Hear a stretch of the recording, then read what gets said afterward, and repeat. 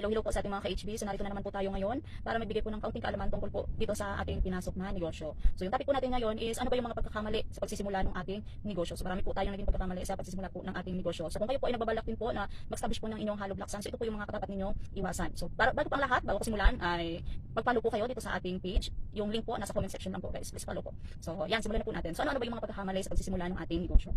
So yung una po natin naging pagkakamali is yung paghanap po or pagpili po ng lokasyon. So bakit po nasabing pagkakamali? Kasi believe it or not guys, nakatatlong shop na po kami within 2 or more than 2 years po.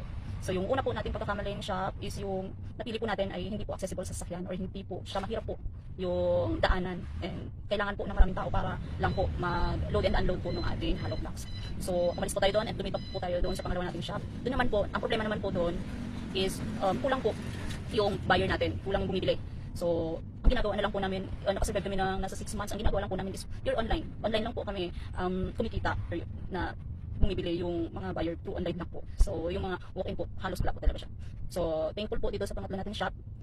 Okay po siya, yung sales po okay, maraming customer na pumupunta kasi po yung katabi po natin, kaliwat kanan po is mga kukulamberan po siya. So, syempre yung kukulamber, paggawa ng bahay and related po doon sa ating product. So, magandang place po ito para doon sa ating negosyo.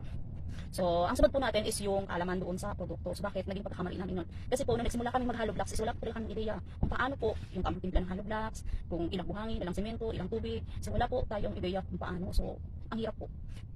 Madalas po yung feedback po is hindi maganda kasi nga po, wala tayong alam doon sa produkto. And yung marketing din po, hindi na-establish ng maayos. So, doon po medyo bumagsak po tayo. Pero naka-recover po tayo dito sa pangatlong shop na po.